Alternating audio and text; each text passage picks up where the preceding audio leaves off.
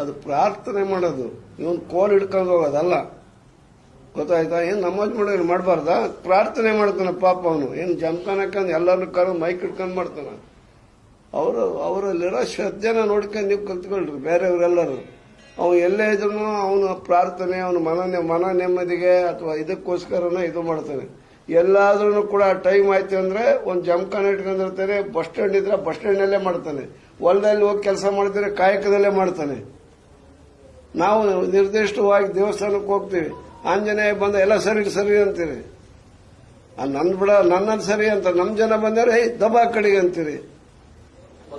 ಸರ್ಕಾರಿ ಕಚೇರಿಗಳಾಗಿರ್ಬೋದು, ಸಾರ್ವಜನಿಕ ಸ್ಥಳಗಳಲ್ಲಿ ಧಾರ್ಮಿಕ ಆಚರಣೆಗಳನ್ನ ಮಾಡಬೇಡಿ ಅಂತ ನೀವೇ ಹೇಳ್ತೀರಾ. ಮತ್ತೆ ಏನ್ ಮಾಡಿದ ಅವನು? ಏನ್ ಮಾಡಿದಾನೆ? ಸಾಮೂಹಿಕವಾಗಿ ಪ್ರಾರ್ಥನೆಯನ್ನು ಏನ್ ಸಾಮೂಹಿಕವಾಗಿ ಪ್ರಾರ್ಥನೆ ಮಾಡಿದಾನೆ? ಏನ್ ಸಾಮೂಹಿಕವಾಗಿ ಪ್ರಾರ್ಥನೆ ಮಾಡಿ ಕರೆಕ್ಟಾಗಿ ಮಾಡ್ಕೊಂಡಾರ ಅವರು. ಏನ್ ಇವ್ರಂಗ್ ನಾಮ ಹಾಕೊಂಡು ಅಲ್ಲಿ ಪೂಜೆ ಇಟ್ಕೊಂಡು ಯಾಕೆ ತಟ್ಟಿನ ಅಂತಂದೇಳಿ ಕೇಳಿಲ್ಲ.